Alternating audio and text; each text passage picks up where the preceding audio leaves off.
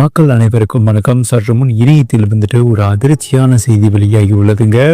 ஒட்டுமொத்த திரையுலகமே இந்த செய்தி அறிந்து கண்ணீரில் மூழ்கி உள்ளதாக இணையத்தில் செய்தி வெளியாகி உள்ளது. பட்டிமன்ற பேச்சாளர், காமெடி பேச்சாளர் என்றே சொல்லாங்க.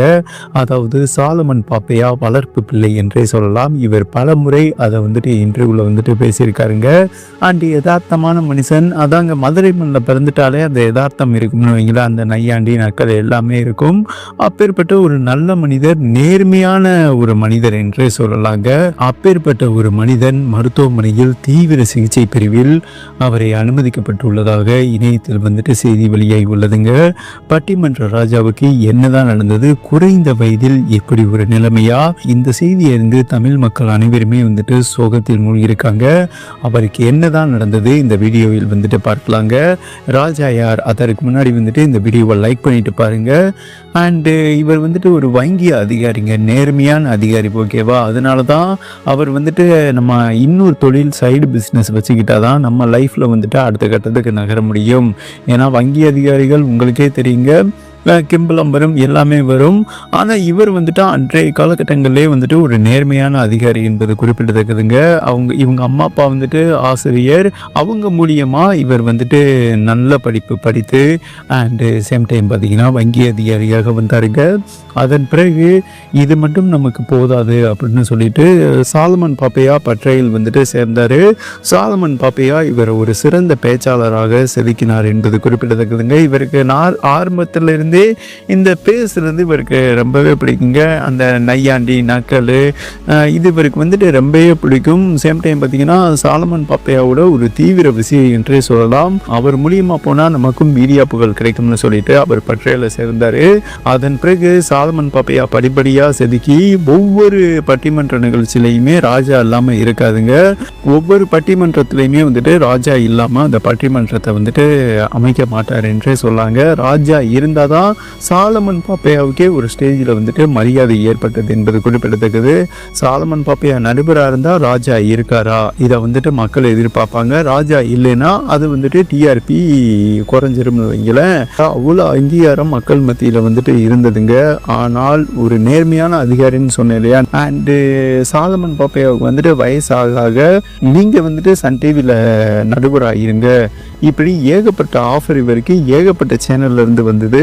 ஆனால் அதை கம்ப்ளீட்டாக மறுத்துட்டாருங்க. எனக்கு அப்படி ஒரு பணம் தேவை கிடையாது, என்னை வளர்த்தவர் குரு, அவர் தான் கடைசி வரை நடுவராக இருக்கணும்னு சொல்லிட்டு இவருக்கு எவ்வளவோ ஆஃபர் வந்தது. ஆனால் அந்த ஆஃபர்லாம் நிராகரிச்சிட்டாருங்க. இந்த செய்தி சாலமன் பாப்பையா காதுக்கு போக அவர் கண் கலங்கிட்டாரு. நீதாயா உண்மையான சிஷ்யன்? ஏன்னா சாலமன் பாப்பையா பட்றையில் பணியாற்றிய அனைவருமே தனித்தனியா பட்டிமன்ற நடுவர்களாக இருந்தது உண்டுங்க. சாலமன் பாப்பையாவே ஒரு கட்டத்தில் தூக்கி எறிஞ்சிட்டு போனவங்க. அதில் விதிவிலக்கு ராஜா அவர்கள் என்பது குறிப்பிடத்தக்கதுங்க. இவர் பட்டிமன்றம் என்றாலே அந்த தீபாவளி, பொங்கல், அது ஒரு தனி சிறப்பு என்றே சொல்லாங்க. அது ஒரு என்ன சொல்றது, ஒரு கல்ச்சர் மாதிரியே மாறிவிட்டது என்றே சொல்லலாம் தமிழகத்தில். ஓகே, அப்பேற்பட்ட மனிதருக்கு என்னாச்சுன்னா சமீபத்தில் இவருக்கு மிகப்பெரிய மன உளைச்சல் ஏற்பட்டுருச்சு. பெரிய கட்சியை பகஸ்டார் இணையத்தில் செய்தி வெளியாகி உள்ளதுங்க. அதாவது இவர் ஒரு மெயினான கட்சியில இருந்தாலும் தமிழகத்தில் பெரிய கட்சினா நீங்களே நினைச்சு பாருங்க. அதன் பிறகு வேறு கட்சிக்கு இவர் ஷிஃப்ட் ஆனதுதான் இவருக்கு சமீபத்தில் ஒரு மிகப்பெரிய சர்ச்சை வெடிச்சது இல்லையா, அந்த சர்ச்சையில தான் ரொம்ப மன உளைச்சலுக்கு ஆளாயிட்டாருங்க. இந்த நேர்மையான அதிகாரி ஆபீசர்லாம் அவங்களுக்கு ஏதாவது ஒரு சங்கடமான சூழல் ஏற்பட்டுச்சுன்னு வைங்களா, அவங்களால ஏற்றுக்கொள்ளவே முடியாது. சாலமன் பாப்பையாவே ராஜா அப்படிப்பட்டவன் இல்லையா, அவெல்லாம் ஜாதியை பற்றி பேசவே மாட்டான், ஜாதிக்கு எதிரானவன், இவன் எப்படி நீங்கள் செட்டினாடா அப்படின்னு ஜாதியை பற்றி கேட்டிருப்பான். அதாவது ஒரு சமையல் நல்லா இருந்திருக்குங்க. அமெரிக்காவில் போய் ஒரு நிகழ்ச்சி நடத்தி முடிச்சுட்டு அண்டு ஒரு ஹோட்டலில் சாப்பிட்ருக்காரு. சாப்பாடு சுவையாக இருந்திருக்கு. சாப்பாடு எங்கே சுவையாக இருக்கும்? செட்டிநாட்டில் தானே சுவையாக இருக்கும். நீங்கள் செட்டிநாடான்னு விளையாட்டு கேட்டிருக்காருங்க, ஃபன்னாக கேட்டிருக்காரு. அந்த பொண்ணு பார்த்தீங்கன்னா அதுதான் இவர் அந்த பெரிய கட்சியை பகைச்சதுனால இவருக்கு எதிராக பார்த்தீங்கன்னா திசையை திருப்ப, அதாவது ஜாதியை பார்த்து தான் இவர் சாப்பிடவே செய்கிறாரு, அந்த மாதிரி வந்துட்டு திசையை திருப்பி விட்டாங்கன்னு வைங்களா. அது மிகப்பெரிய கான்ட்ரவர்சியாச்சு. ராஜா வந்துட்டு ஏமா நான் அப்படி கேட்கவே இல்லைம்மா, நான் ஃபன்னுக்கு யதார்த்தமாக கேட்டேம்மா, சாப்பாடு வந்துட்டு சுவையாக இருந்தால் அது செட்டிநாடு பக்கம் தான் நல்லா இருக்கும் அப்படின்னு தான் கேட்டேனே தவிர அந்த அம்மா வந்துட்டு தவறாக புரிஞ்சுக்கிட்டாங்க, என்னைய வேறு எதுவோ பண்ண பார்க்குறாங்க அப்படின்னு வந்துட்டு ராஜா அவர்கள் கண் கலங்கினார். அண்டு கையெடுத்து கும்பிட்டு மன்னிப்பும் கேட்டார்.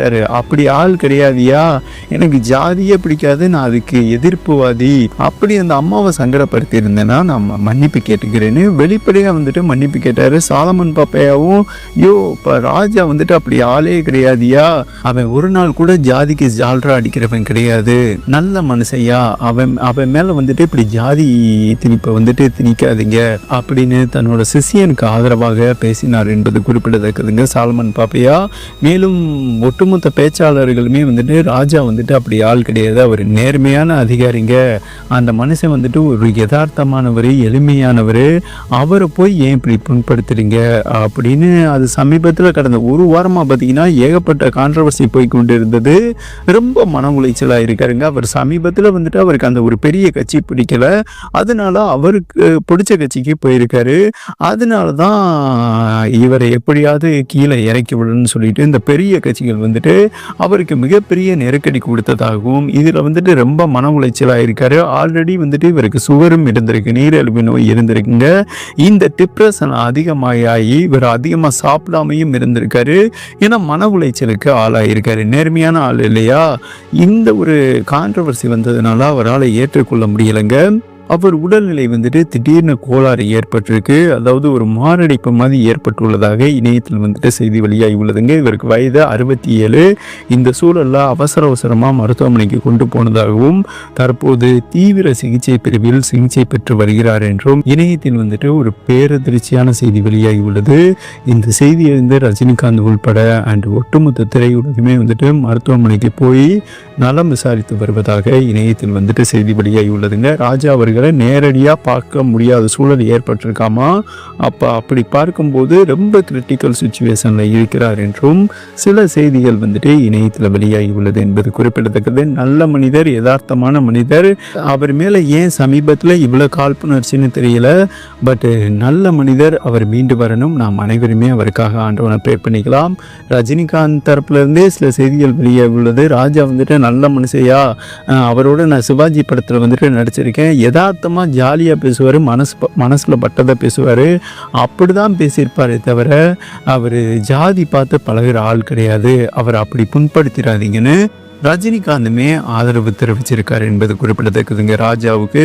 அதுதான், ராஜா நேர்மையான ஆள்னால அவரால் இந்த மன உளைச்சலை வந்துட்டு ஏற்றுக்கொள்ள முடியல. என்னடா நம்ம மேலே வந்துட்டு இப்படி ஒரு விமர்சனத்தை வந்துட்டு பதிக்கிறாங்களே, விதைக்கிறாங்களே, நம்மளை இந்த உலகம் என்ன நினைக்கும்னு சொல்லிட்டு தான் ரொம்ப டிப்ரெஷன் ஆகி அவர் உடல்நிலை பின்னடைவாயிருக்கு என்றும் இணையத்தில் வந்துட்டு செய்தி வெளியாகி உள்ளது.